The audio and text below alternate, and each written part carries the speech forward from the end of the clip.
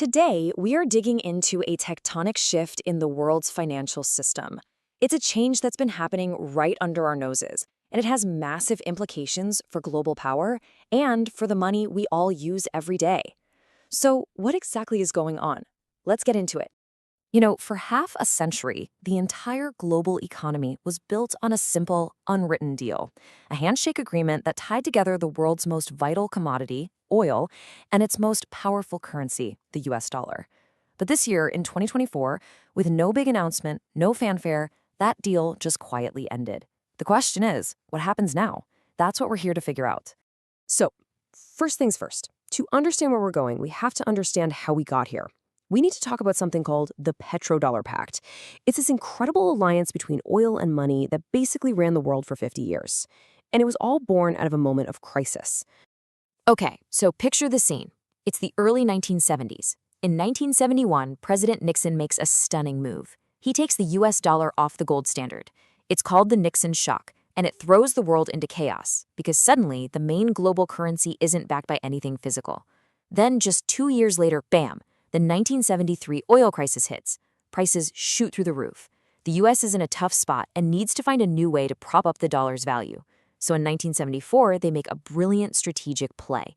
They go to Saudi Arabia, the world's oil kingpin, and they strike a deal.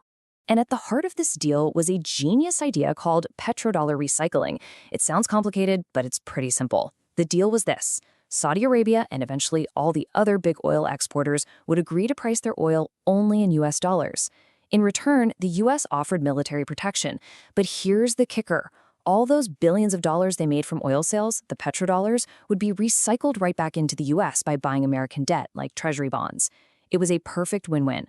The US got a constant, reliable buyer for its debt, and the Saudis got security and a safe place to park their massive profits. And this created this incredibly powerful, self-reinforcing loop. Think about it. Step 1.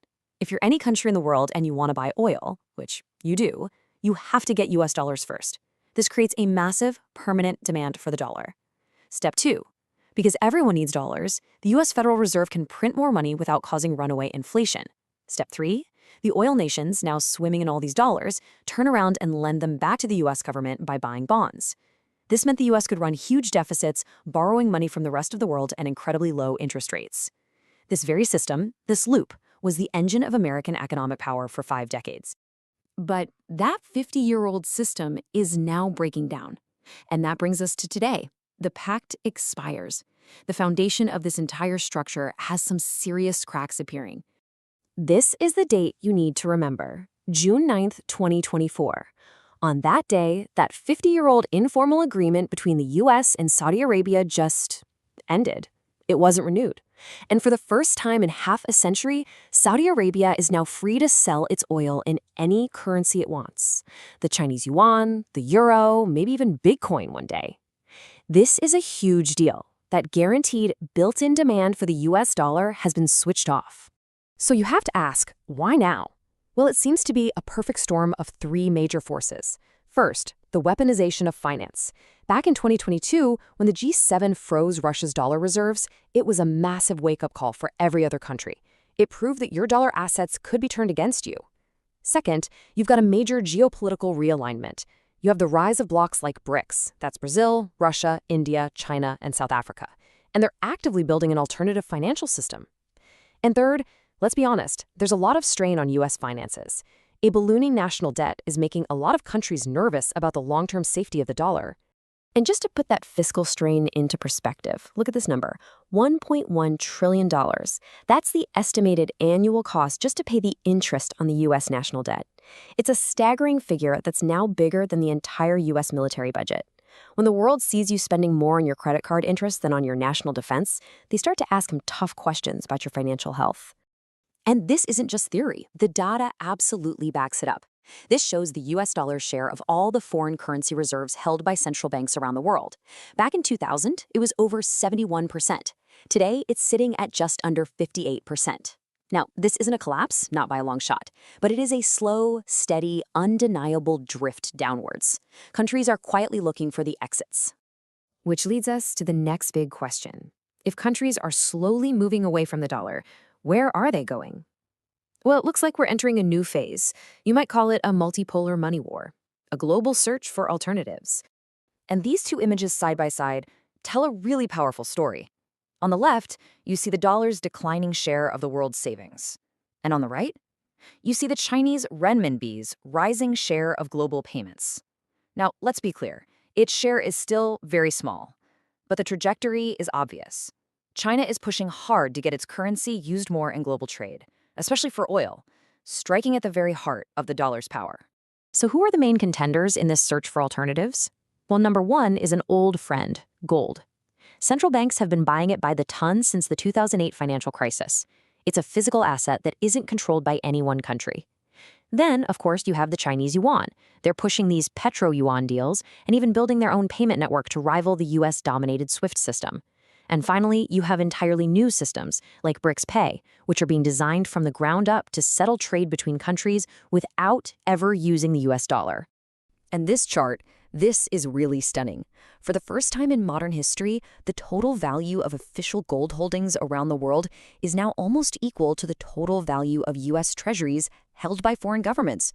Just let that sink in. The world's central banks now hold about as much wealth in physical gold as they do in US government IOUs. That shows you just how serious this diversification is. So, with all of this happening, what's the end game here? Is the dollar headed for a sudden, catastrophic crash? Or is this more of a slow, manageable drift? This is the central debate, and we need to separate the myths from the reality. You really have two competing views. There's the dramatic narrative, the dollar is dead camp. They see a rapid collapse on the horizon, countries dumping US debt, leading to a massive crisis. But then there's the data, and research from places like the US Federal Reserve paints a much calmer picture. They see a slow, gradual diversification. They argue that countries aren't so much anti-dollar as they are pro-diversification. They're just hedging their bets, not looking to burn the whole system down. And this quote from a researcher at the Federal Reserve really gets to the heart of it. He points out that for most countries, buying gold isn't really an attack on the dollar. It's just smart portfolio management. He says the really aggressive de-dollarization moves are happening, but only in a few prominent cases. This suggests that a sudden crash is unlikely, but that a slow erosion of dominance is already well underway. And this chart shows us exactly who those prominent cases are. The data shows that the truly massive strategic gold buying is being led by a pretty small club, mainly China and Russia. For a country like Turkey, it's more about hedging against their own unstable currency. For India, it's a traditional store of value. And for most other nations, it's just about general diversification, not having all their eggs in one basket. So it's a complex picture with a lot of different motivations. So the real takeaway here isn't that the dollar is dead. It's that its era of unchallenged dominance is over. The 50-year petrodollar system that created a unipolar money world has officially expired. The system isn't collapsing in a day, but it is changing in a fundamental way. We are entering a more complex, messier, multipolar financial world. And the biggest question now is, what comes next? So while markets rise and fall, systems like this quietly move billions behind the scenes, hidden from the public, hidden from scrutiny, and sometimes hidden from the law itself. Because in global finance, the most powerful forces are rarely the most visible.